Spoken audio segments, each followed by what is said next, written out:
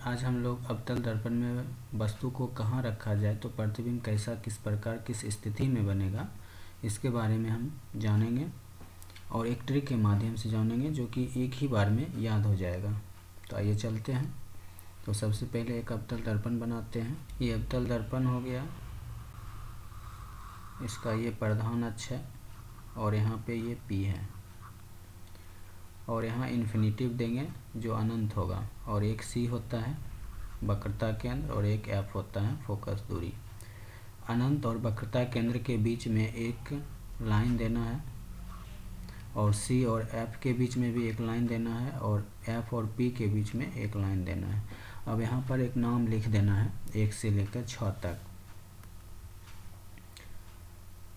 तो यहाँ अनंत है, अनंत के जगह पर 1 नंबर, उसके बाद फिर 2 नंबर, फिर 3 नंबर और 4, 5 और 6। उसके बाद फिर नीचे नाम लिखना है फोकस के नीचे से 1 number, 2 number, 3 number, 4 number, 5 number और ये 6 नंबर पीछे चला जाएगा।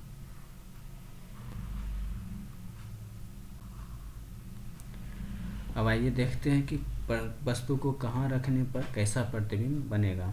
एक चीज़ याद रखना है कि आभासी और काल्पनिक के साथ दोनों एक ही चीज़ है। आभासी बोले या फिर काल्पनिक बोले, तो आभासी और काल्पनिक के साथ हमेशा सीधा आता है, इस चीज़ को ध्यान रखना है। और वास्तविक के साथ हमेशा उल्टा होता है। वास्तविक के साथ हमेशा क्या रहेगा, उल्टा रहेगा। तो आइए देखते हैं। अगर वस्तु को 1 नंबर पे रखा जाए, अनंत पे अगर वस्तु को यहाँ 1 नंबर पे रखा जाए तो प्रतिबिंब जो है वह यहाँ F एक नीचे बनेगा और ये इस प्रधान अक्ष के नीचे प्रतिबिंब बन रहा है। मतलब कि प्रतिबिंब की जो प्रकृति होगा वह वास्तविक होगा और वास्तविक के साथ क्या रहेगा, उल्टा रहेगा, क्योंकि प्रधान अक्ष के नीचे उल्टा बनेगा और उल्टा के साथ हम क्या बोलेंगे, वास्तविक बोलेंगे। इस चीज़ को ध्यान रखना है।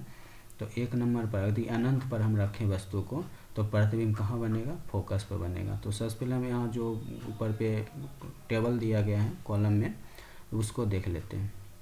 पहला नंबर है कि यदि ध्रुव पर हम रखें वस्तु को, कहाँ रखें, ध्रुव पर रखें। अगर ध्रुव पर यानी P पर अगर वस्तु को रखें तो P पर ही बनेगा।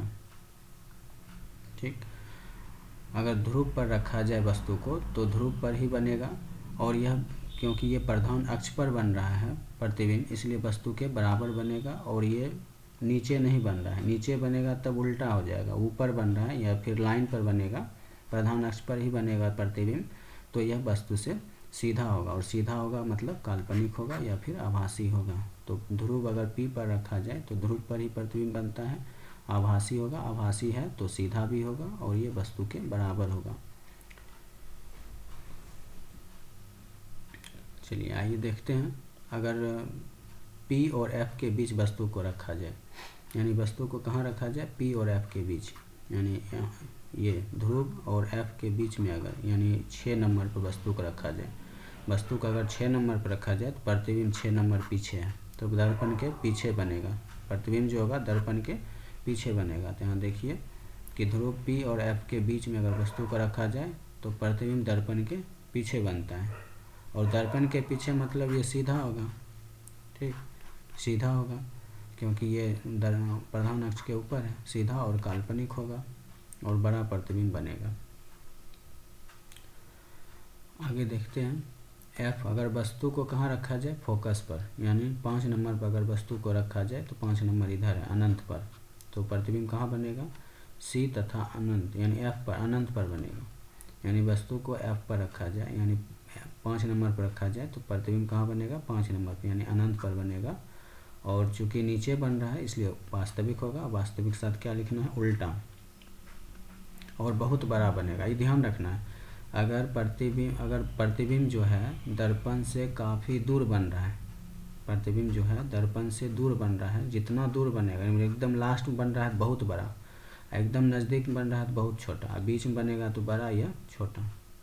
ठीक, तो बहुत दूर है तो बहुत बड़ा प्रतिबिंब बनेगा।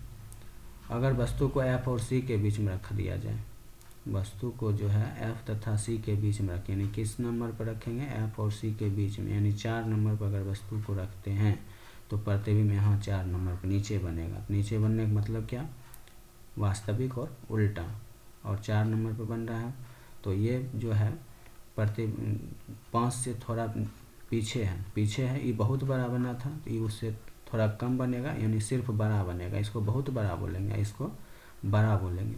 तो जब वस्तु को कहाँ रखा जाए, F और C के बीच, यानी 4 नंबर वस्तु को रखा जाए तो C तथा अनंत के बीच में इस नंबर पर बनेगा, यानी C और अनंत के बीच में बनेगा प्रतिबिंब। और ये वास्तविक होगा, उल्टा होगा और सिर्फ बड़ा होगा, बहुत बड़ा नहीं होगा, क्योंकि बहुत बड़ा तो 5 नंबर हो गया था, तो ये बहुत बड़ा होगा। अगर वस्तु को C पर रखा जाए तो 3 यहाँ है और 3 इसी के नीचे है, सामने सामनी है, तो वस्तु के बराबर प्रतिबिंब बनेगा, क्योंकि 3 यहाँ है और 3 यहीं है, सामने सामनी है, तो सामने सामनी है तो वस्तु के बराबर प्रतिबिंब बनेगा। और नीचे है इसलिए वास्तविक होगा और उल्टा होगा। तो C पर रखने पर CF बनेगा, ये भी याद रखना है। P पर रखने पर PF बनेगा, वस्तु के बराबर बनेगा। और C पर रखने पर, वस्तु को C पर रखा जाए तो C पर ही बनेगा और वस्तु के बराबर बनेगा, यानी दो टर्म में, एक P पर और एक C पर, दोनों स्थिति में प्रतिबिंब वही बनता है और वस्तु के बराबर बनता है। और बड़ा छोटा कब होगा, जब दर्पण से दूर जाएंगे, काफ़ी दूर जाएंगे, नहीं 5 नंबर पर रहेंगे बहुत बड़ा, इससे पीछे बनेगा तो सिर्फ बड़ा। वही 1 नंबर पर अगर प्रतिबिंब बन रहा है तो बहुत छोटा, और 2 नंबर बनेगा तो सिर्फ छोटा। तो ये देखते हैं, C तथा अनंत के बीच अगर वस्तु को रख दें, C और अनंत के बीच, यानी 2 नंबर पर अगर वस्तु को रखते हैं तो नीचे 2 नंबर उसका प्रतिबिंब बनेगा। तो 2 नंबर है, 2 नंबर बनेगा तो ये तो छोटा बनेगा, क्योंकि ये काफ़ी नज़दीक नहीं है दर्पण के, 1 के बाद है, तो ये छोटा बनेगा और वास्तविक होगा और उल्टा होगा, क्योंकि नीचे बन रहा है। दूसरा, अनंत पर अगर वस्तु रखते हैं, यानी 1 नंबर पर अगर वस्तु रखें तो प्रतिबिंब यहाँ 1 नंबर F पर बनेगा, जो कि दर्पण से काफ़ी नज़दीक है, पहला नंबर है, तो बहुत छोटा बनेगा, तो बहुत छोटा बनेगा, उल्टा और वास्तविक होगा और F पर बनेगा।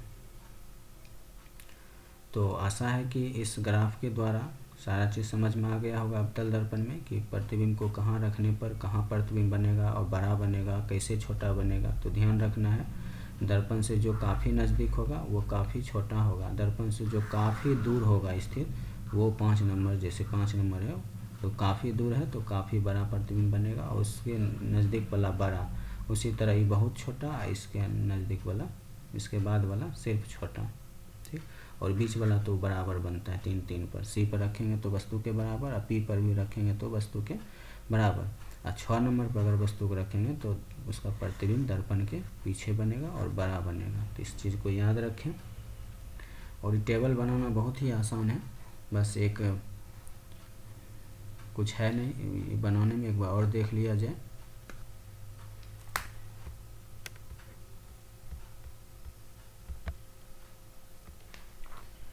बस एक दर्पण लेना है, कहीं भी अगर एग्ज़ाम में भी दे तो एक छोटा सा 2 नंबर का क्वेश्चन इसमें ऑब्जेक्टिव पूछ लिया जाता है, कभी कभी 2-4 भी क्वेश्चन रहता है, 2 से ज़्यादा भी क्वेश्चन दे दिया जाता है।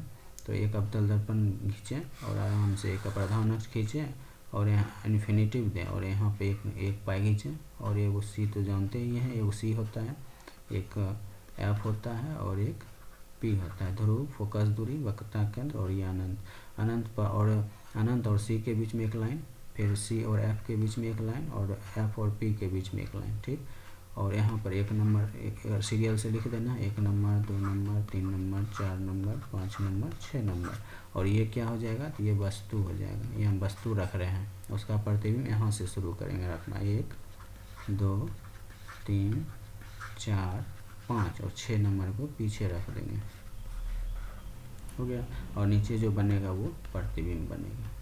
बस इतना बना लेना है, और जिस पर रखेंगे उस तरह हम ग्राफ को देखकर बता देंगे कि कहाँ पर प्रतिबिंब रखने से कैसा प्रतिबिंब, कहाँ पर वस्तु रखने पर कैसा प्रतिबिंब प्राप्त होगा। आसानी से आप लोग बता सकते हैं, बस इतना ग्राफ याद रखना है।